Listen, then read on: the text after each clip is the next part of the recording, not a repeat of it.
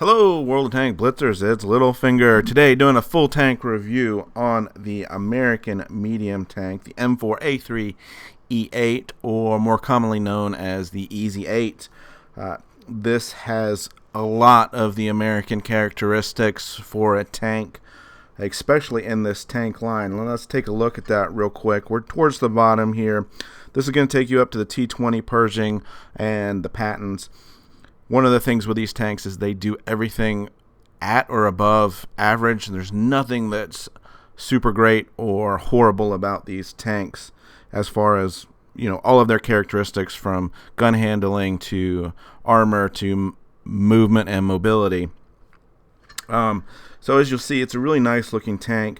One of the things I do like about it, when we look at the characteristics here, it has a 76 millimeter gun. It's either the M1A1 or the M1A2. The only difference between these is your rate of fire. So straight out of the box, when you buy this tank, you're going to have the 76 millimeter gun. You're going to have the same pen and the same damage as the top gun. So this allows you to play that gun. All you're sacrificing is a little damage per minute, and then you can grind your way up the engine and the tracks, and really, not have to spend free experience points on this tank to be competitive. The other thing with this tank, you'll see here now with the unlocking of equipment, I'm only running tier 1. This tank really doesn't need anything else. So I'm running calibrated shells just to get that penetration up. Obviously our rate of fire is already high, so let's go ahead and improve our pen numbers. I am running improved modules. Certainly could see an argument here for the defense system, and of course improved optics. View range on this tank isn't great, so we want to try to help that out and get that up to 275. Now if we're going to run down through these, I would go with the enhanced gun laying drive. This is a mobile tank. It's going to help you on the move. It's already got pretty good accuracy on the move, so let's make that even better. This one I could take it or leave it. The armor on this isn't great. I'd probably go with the enhanced armor, and then I would go with the engine accelerator. I would go with the vertical stabilizer, and then just really a toss-up between these enhanced tracks and toolbox and consumable delivery system and high-end consumables. Also note, as far as loadout, 43, 18, and 10, make sure you're buying your premium ammunition with credits, making sure to click that shell price button right there. Consumables, provisions are all the same that I usually run on all of my tanks. So let's take a look at how this tank compares to other tanks in this tier. Here is blitzstars.com. If you guys haven't checked them out, make sure you do so. This is your place to go for all of your Blitz stats. We're using their tank compare section here, and I have the Easy 8 pulled up on the left, and we're looking at comparing it to the other mediums in this tier that are non-premium. And you can see with our damage per minute of 1853 that we are close to the top. Only that Cromwell's a little bit higher, but as far as damage per minute, this tank really sings. Penetration at 128 is a little on the low side, which is why we wanted to use that equipment to get it up. Alpha 160, that fits in with a lot of these other tanks here, but where we really stand out, we've got a really high, nice rate of fire at 11.58. Shell velocity 792 is a little on the low side, but it's certainly manageable. I don't have any problems with this in the game. If we move down to weapon handling, you can see a 2.08 aim time, right in line with all these other guns. But one thing I definitely want to mention out is this negative 12 degrees of gun depression. This is by far and away the best characteristic of this tank. Allows you to play those hills really, really well, and I'll point that out in game and show you good examples of how you can do that.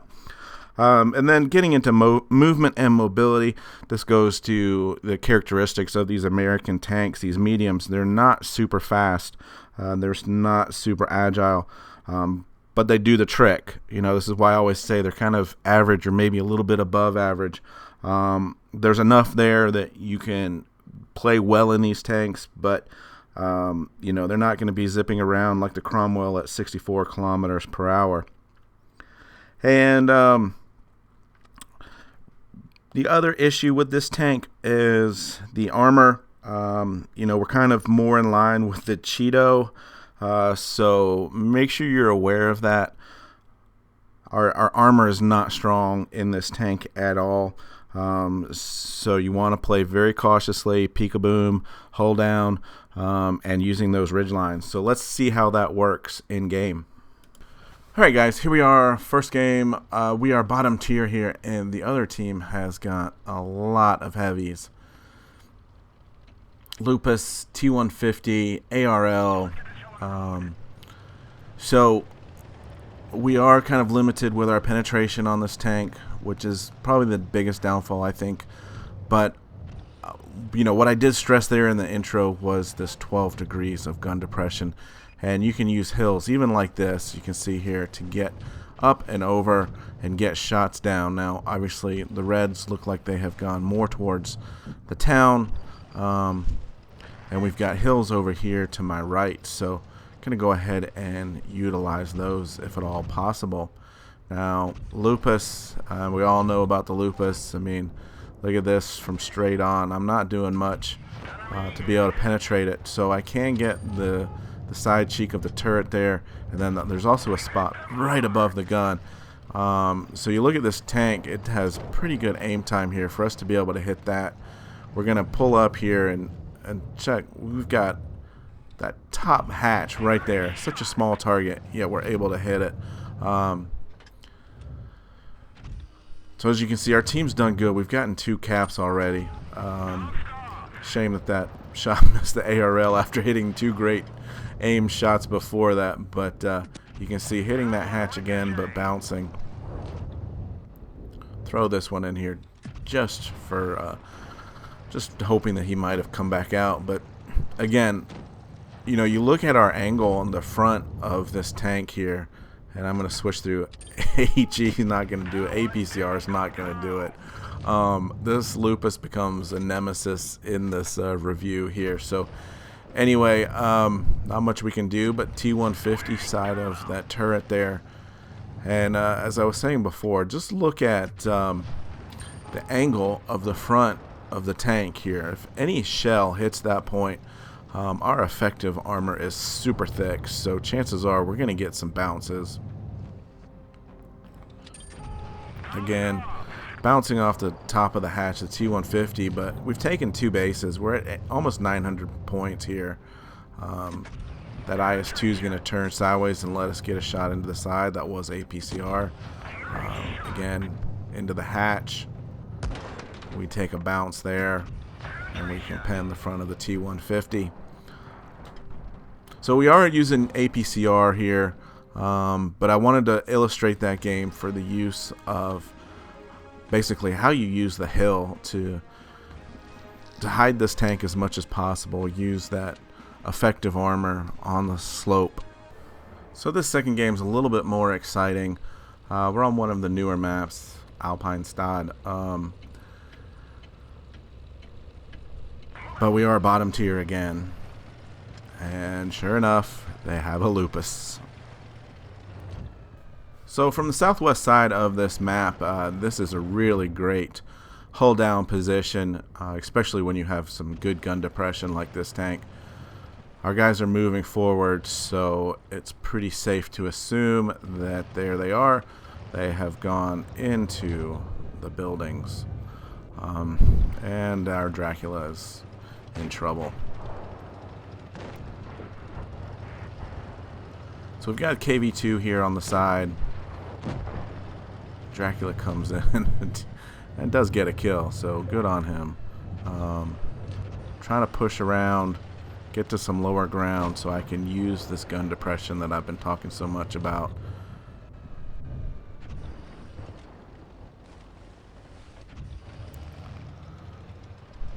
Just being patient here. I'm noticing that half my team has gone left. I am not sure how to proceed at this point in time.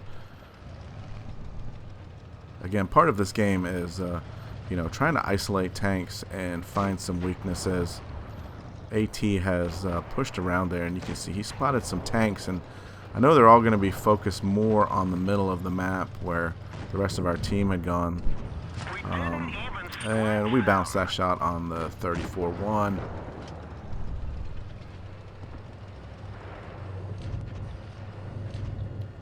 So I was kind of hoping I could get a shot here on the SU-100, and look at, just not enough gun depression. And I take a shot there. Was expecting to get help from that Yak Panzer over there, but anyway, we do get some shots in there from him now, and you can see we're about to finish him off. He's trying to angle, but we get down and get that shot. We're up 4-on-3 at this point in time, and again, yeah, this right here might not be the best strategy to sit on top of hills. So I'm going to circle around and try to stay on the outside of the map and just look for targets that don't see me. And here's the Nash horn.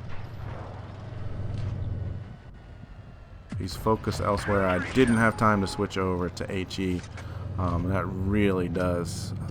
The shot that misses here, that's frustrating. And I take a shot from him that I really didn't need to. Had I used HE on that shot, I probably would have finished him off with that 222 there. So we made a few mistakes on the Nash horn. Now it's a 3-on-2 situation.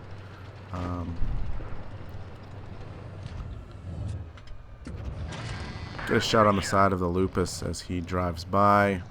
We're going to see him again as he goes through town here. But he disappears and doesn't get spotted, and I don't quite have enough time to aim in on that. So, he's going to come around, and we bounce that shot there. So, we're going to have trouble with this Lupus, I'm already warning you. AT's pushing through town. I'm hoping I'm dropped off.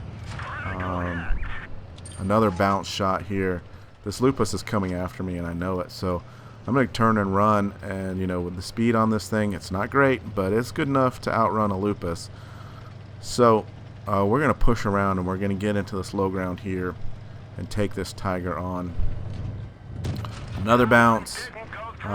So you can see a little bit of the frustration with this tank, but here's one of the things it does adequately. You know, we're CODing a Tiger at this point in time. Granted, he's not turning the tracks like he should to speed up that turret, but we're doing just fine here. Get a little help from the AT. I wish he'd have kept that Lupus at bay, because obviously I had him handled. And so now we got a tier higher heavy tank with about the same amount of hit points as I do. So trying to make a run for it here and get some space between the two of us.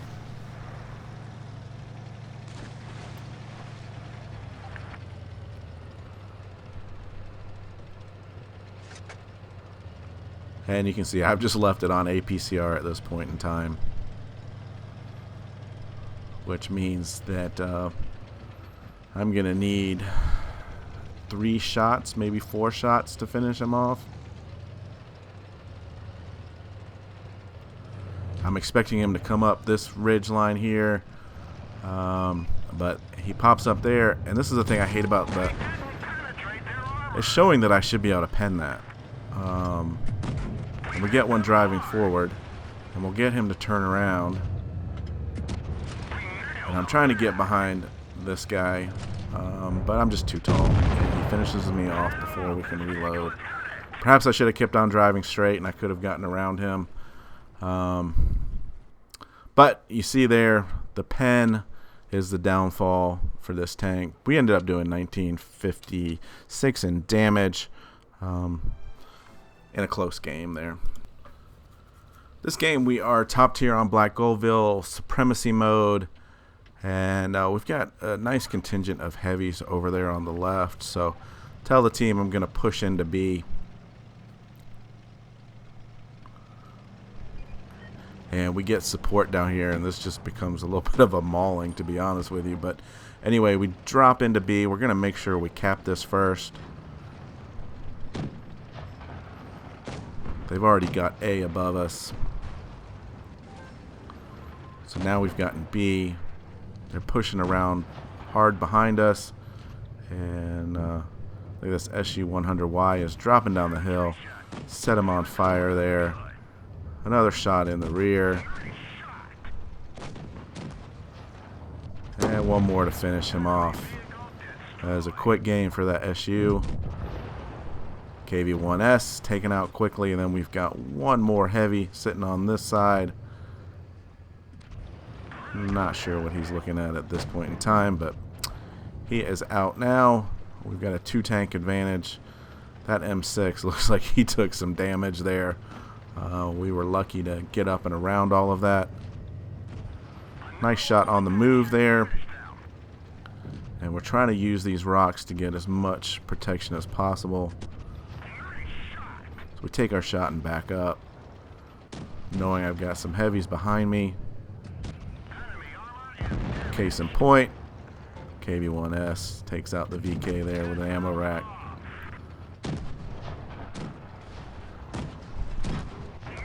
Taking some shots from the side there. I was willing to trade with the T-34, but once I started getting hit from the side, decided to back up. He's going to focus on that M6 right behind him, which he probably should have done to begin with.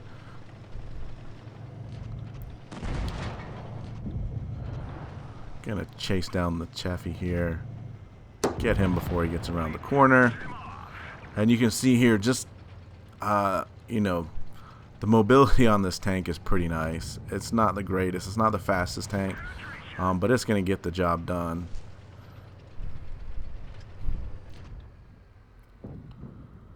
And then we'll check out the accuracy, lead him out there, missed that shot. Thought we had it led nicely. But we know he's had it up high, so we'll go chase him down.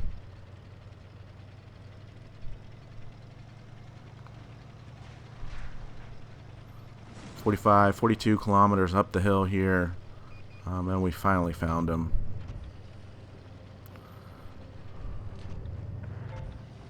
Let's wait till he shows himself. We missed the second one. He is making a run for it for sure. And finally on the move, we take him down for kill number 4. 1995 in damage. Turns out to be good enough for a mastery badge. And I'm sure a lot of that had to do with us getting those early spots.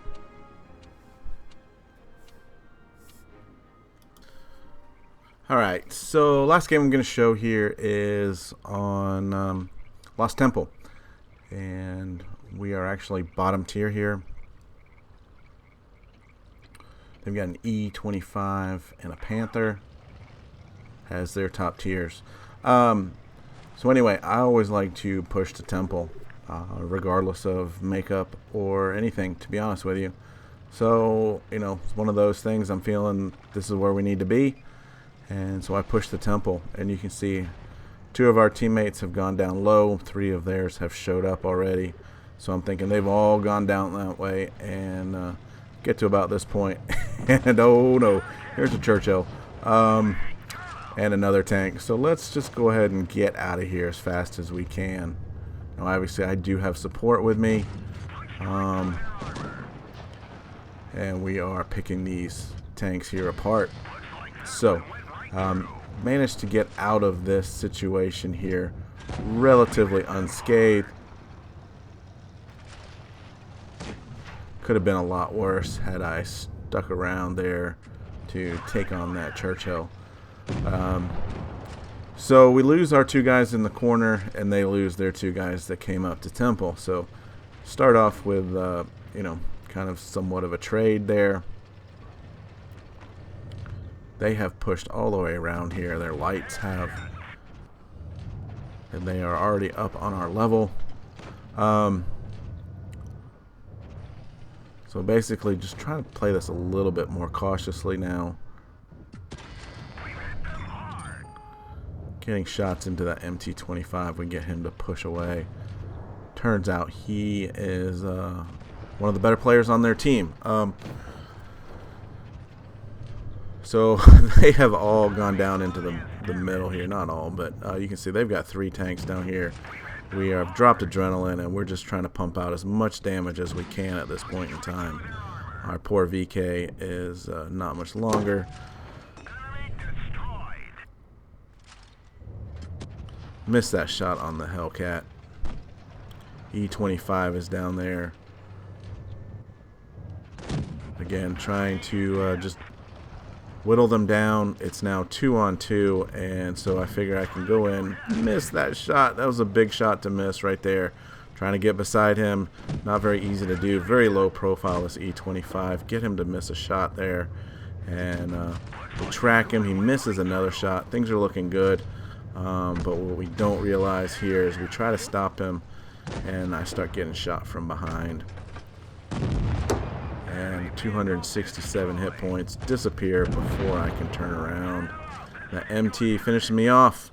So we do 2363 damage, and it's up to Jackson here.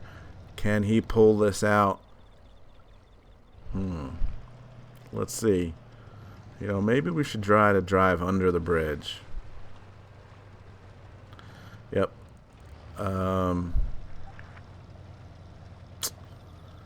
This is what we're working with, guys. This is what we're working with. He's spotted. He's not even got his armor. He's fully exposed.